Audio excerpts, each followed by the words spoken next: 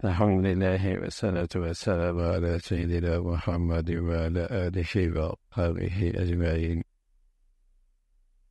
الحمد لله والصلاة والسلام على سيدنا محمد وعلى آله وأصحابه أجمعين. أما بعد، أعوذ بالله من الشيطان الرجيم. بسم الله الرحمن الرحيم.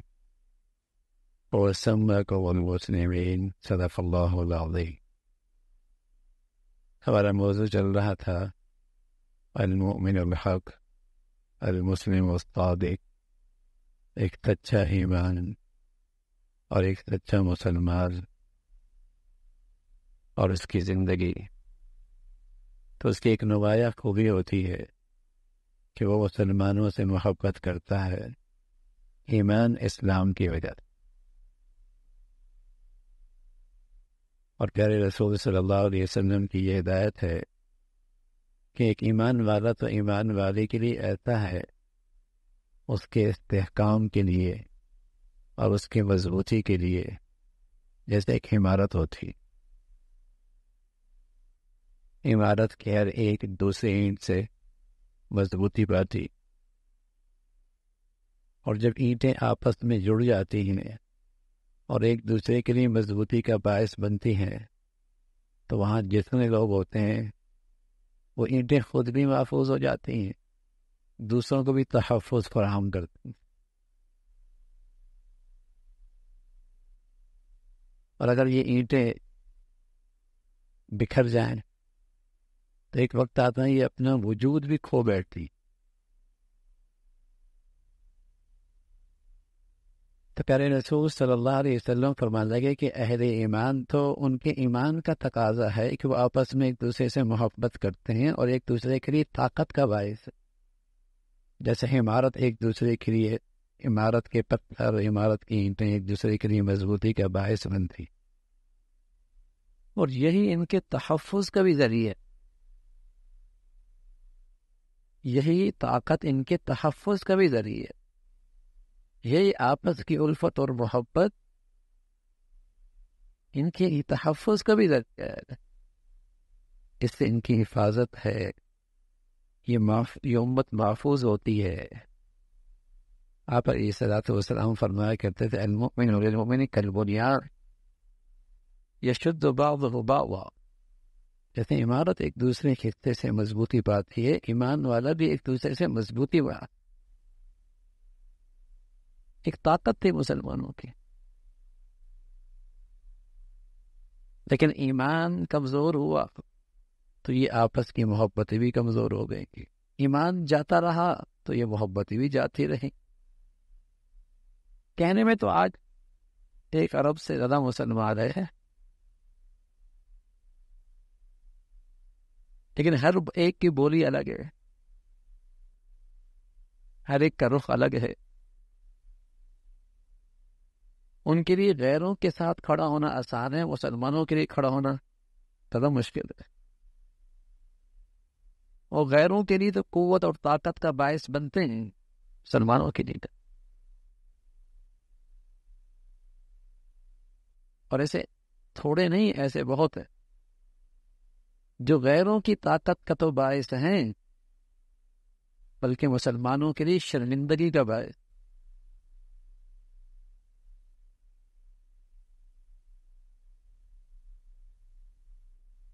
تو پیارے رسول صلی اللہ علیہ وسلم بتا رہا ہے کہ مومن اگر اپنے ایمان میں سچا ہے اور مسلمان اگر اپنے اسلام میں سچا ہے تو اس کے دل میں ایک مسلمان اور ایک ایمان والے کی ضرور محبت،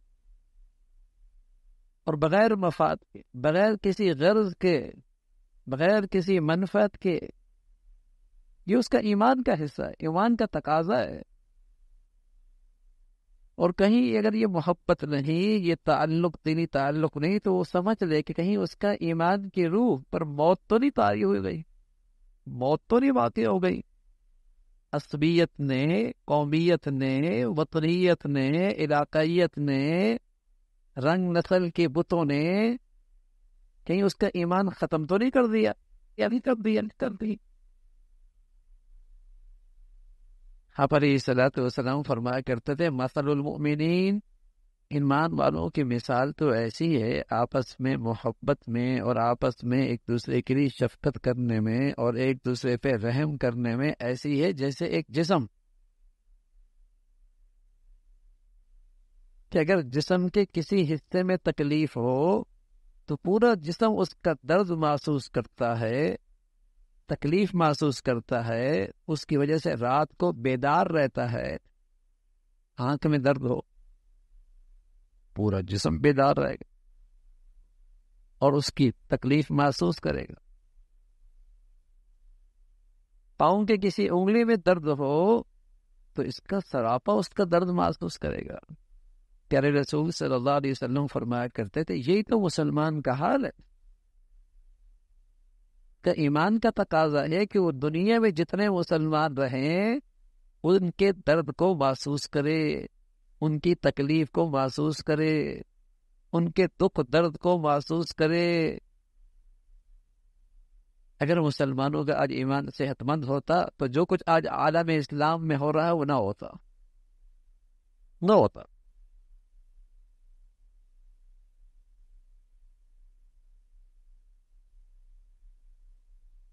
راجہ دہر سندھ میں اس نے مسلمان بچیوں کو پریشان کیا۔ بغداد سے ایک مسلم نوجوان اٹھا، لشکر لے کر قیادت کی، اس کی قیادت کی محمد بن قاسم۔ کہاں بغداد، کہاں سندھ، لیکن اس نے یہاں کی بچیوں پہ جو اس راجہ دہر نے، اس سکھ نے ظلم کیا، اس درد کو وہاں محسوس کیا، لشکر لے کے آنے لگا، تیاری میں مصروف تھا، کچھ پریشان بھی تھا۔ ساتھیوں نے پوچھا پریشان ہو؟ فرمایا دشمن کا اندازہ نہیں ہے، راستوں سے ہم واقف نہیں ہیں، بس یہ ہے کہ کہیں دوستوں کو، ساتھیوں کو زیادہ نقصان نہ اٹھانا پڑے۔ کچھ دنوں کے بعد مطمئن، کسی نے پوچھا بڑے مطمئن ہو؟ کہاں مطمئن ہو؟ پتہ چلا وہ راجہ دار انتہائی درجے کا بدکار ہے، اس نے اپنی بہن سے شادی رچائی ہوئی ہے، تو اطمینان ہے کہ یہ مقابلہ نہیں کر سکتا، ایسا بے حیا اور بد کردار آدمی میرے مقابلے پہ نہیں کھڑا ہو سکتا۔ تو دشمن نے دونوں کام کیے آج، ایک تو مسلمان بیٹی بہنا سے حیا چھین لی کہ اس کی گود میں غیرت مند اور غیور اولادی نہ پیدا ہو، اور دوسرا کام کیا کیا کہ اتنی نفرتوں اور اتنا یہ زہر کھول دیا کہ کوئی دوسرے کے لیے کھڑا ہونے کے لیے تیار۔ ہمارا ان سے کیا تعلق؟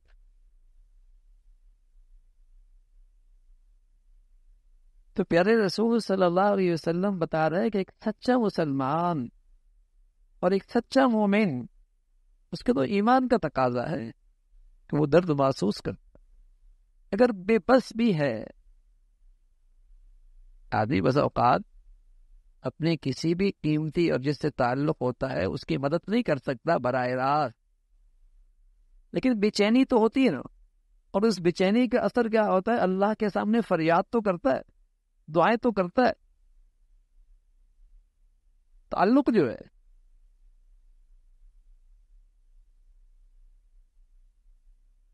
اور جہاں اسے موقع ملتا ہے اپنی سی مدد کرتا ہے۔ تو یہ رسول اللہ صلی اللہ علیہ وسلم نے اہل ایمان کا رشتہ بتایا ہے، تعلق بتایا ہے۔ المسلمون کرجل واحد، یہ سچے نبی کی بات ہے۔ فرمایا ساری دنیا کے مسلمان ایک آدمی کی طرح ہیں۔ اللہ، یہ نہیں کہا کہ تمہارا اپنی برادری کا مسلمان، تمہارے اپنے ملک کا مسلمان، تمہاری اپنی زبان کا مسلمان، تمہارے اپنے علاقے کا مسلمان، کالا گورا نیلا پیلا مشرق مغرب کسی بھی بر اعظم کا کلمہ گو ہے، تمہاری برادری کا حصہ بن گیا، تمہارے سچے نبی نے تمہاری برادری کا حصہ قرار دیا اسے، تم ایک برادری ہو۔ المسلمون کرجل واحد، تمام مسلمان ایک آدمی کی طرح۔ اگر آنکھ کو تکلیف ہو تو پورے جسم کو تکلیف ہوتی ہے، سر میں تکلیف ہو تو پورے جسم کو تکلیف ہوتی ہے.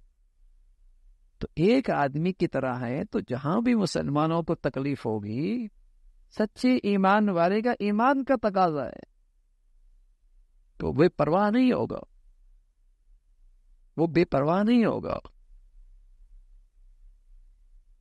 اسے ایک فکر ہوگی، اس کے دلوں میں زبان پہ دوائیں ہوں گی، جو اس سے بن پاتا ہے وہ کرے گا. تو رسول اللہ صلی اللہ علیہ وسلم نے بتایا کہ مسلمان کا یہ رشتہ ہے. یہی وجہ ہے کہ اللہ کے نبی نے بتایا ہے کہ اللہ کے نبی نے بتایا ہے اپنے پیروکاروں کو کہ اہل اسلام آپس میں قطع تعلق نہیں کرتے. اگر کوئی طبیعت میں ناراضگی آ بھی گئی اور طبیعت پہ بوجھ آ بھی گیا، 3 دن کی مہلت، 3 دن تک اس کی اجازت. لیکن اگر پھر بھی قطع تعلق رہا، پھر گناہوں کا وبال چڑھتا چلا جائے گا. مسلمان کیا آپس میں ناراض ہوتے؟ یہ اللہ کے نبی کو پسند نہیں ہے. فرمایا ایک آدمی، 2 آپس میں ناراض ہو گئے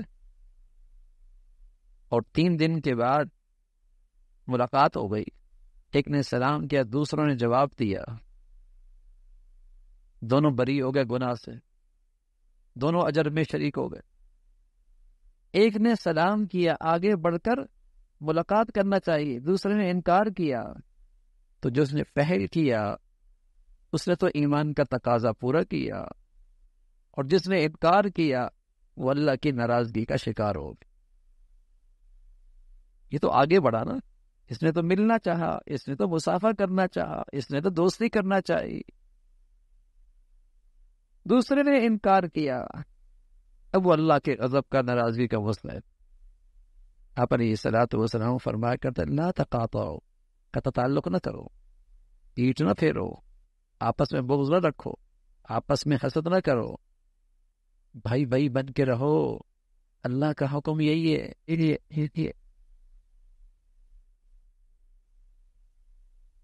قطع تعلق نہ کرو، بغض نہ رکھو، حسد نہ کرو،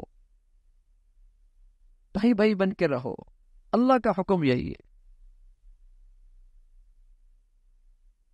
ایاکم والظن فإن الظن اکذب الحدیث. بدگمانی سے بچو، بدگمانی بدترین جھوٹ ہے، بدگمانی بدترین جھوٹ ہے. آدمی نے ایک کہانی بنا لیتا ہے، یہ ایسا ہوگا. ارے میاں تمہیں کس نے بنایا ہے کہ تم اس کے نگران بنو؟ ایسا ہوگا. بدترین آدمی ہے یہ. کل اگر اس نے اس بہتان کے ساتھ، اس بدگمانی کے ساتھ گیا تو اللہ کی بارگاہ میں کھڑا کیا جائے گا، میاں دلیل لاؤ. جو تم نے یہ الزام تراشی کی ہے، بدگمانی کی ہے، اس پر گواہ لاؤ. بدترین جھوٹ، بدگمانی. پیارے نبی فرمایا کرتے تھے لوگوں سے حسن ظن رکھو، اجر ملے گا. بدگمانی کرو گے پکڑ ہوگی، مواخذہ ہوگا. خریدنا نہیں ہے، خریدنا نہیں ہے. دوسرا آدمی خرید رہا ہے، آپ نے دام اس سے اوپر لگا دیے. وہ 10 روپے دے رہا تھا، خریدنا آپ نے نہیں، کہتے میں 15 دوں گا. دوسروں کو تکلیف پہنچا رہے ہو. ایسے دام نہ لگاؤ، ایسا لین دین میں نہ، یہ حرکت نہ کرو. لینا وینا نہیں ہے، دام بڑھا رہا. بس اوقات دام بڑھانے کے لیے دام بڑھانے والے خود ہی کھڑا کر دیتے ہیں، یہ تم اتنا لگا دینا تاکہ وہ اس سے اوپر لگا لے. یہ دھوکہ ہے. خاص طور پہ اللہ کے نبی صلی اللہ علیہ وسلم فرمایا ایسا نہ کرو. ولا تناجشوا ولا تحاسدوا ولا تجسسوا. کسی کی خلوتوں پر نظر نہ کرو، تنہائیوں کو مت ٹو میں رہو. اس سے دل خراب ہوتے ہیں، اس سے تعلقات خراب ہوتے ہیں، اس سے محبتوں کے پھول، اعتماد کی زندگی مجروح ہوتی ہے۔ بھائی بھائی بن کے رہو۔ فرمایا 2 دن ایسے ہیں ہفتے میں، پیر اور جمعرات، اللہ کے یہاں بخشش کے فیصلے ہوتے ہیں، بخشش کے فیصلے ہوتے ہیں، اور پھر رمضان، سبحان اللہ۔ لیکن فرمایا 2 آدمی جن کی آپس میں ناراضگی ہے، ان کا معاملہ روک دیا جاتا ہے، بخشش کے فیصلے روک دیے جاتے ہیں۔ معافی مانگ رہا ہے، توبہ کر رہا، بخشش نہیں، جب تک کہ یہ آپس میں ایک دوسرے کے لیے دل صاف نہیں کریں۔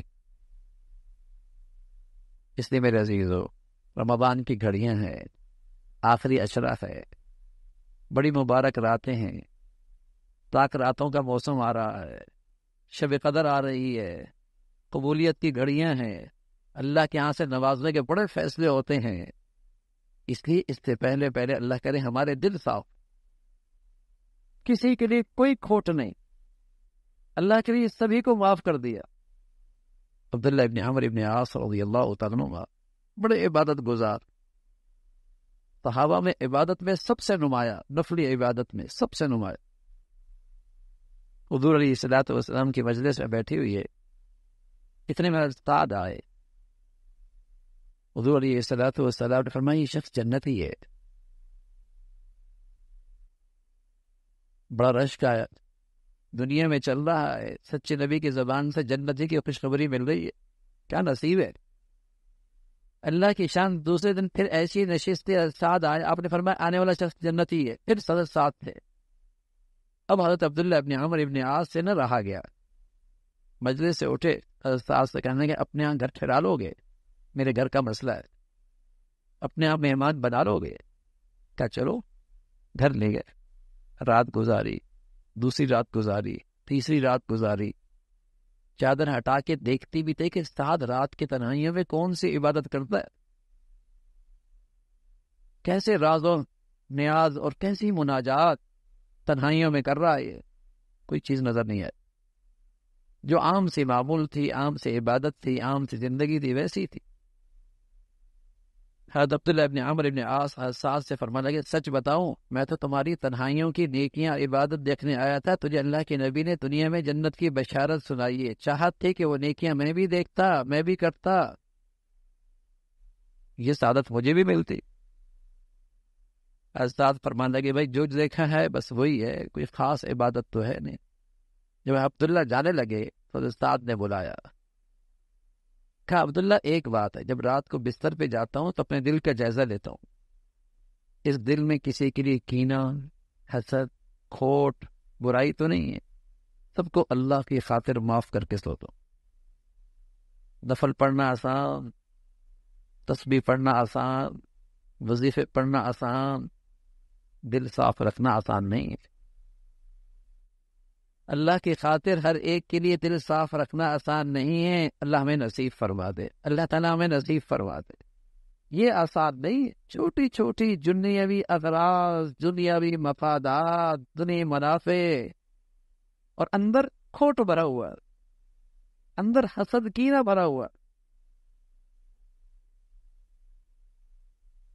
تو حضرت عبداللہ فرمان لگے ھذا لا نطیق بھی، ارے بھائی یہی تو ہے جس کی ہم طاقت نہیں رکھتے، یہی تو وہ عظیم عمل ہے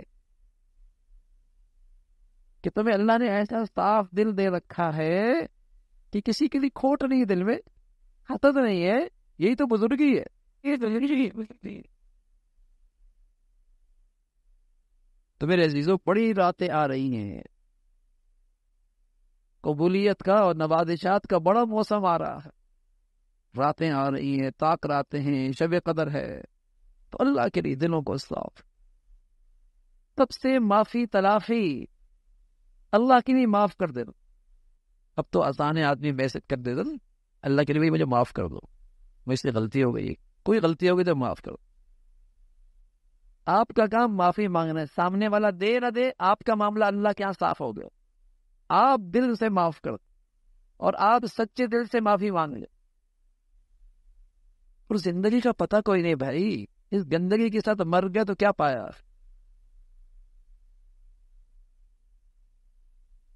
تو صاف دل لے کے جانا.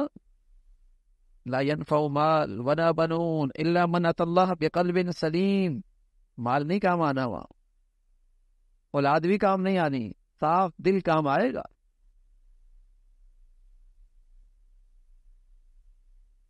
تو مسلمانوں کا آپس کا تعلق ہمارے دین میں اس کی بڑی اہمیت ہے، اور یہ ایمان کا تقاضا بتایا ہے.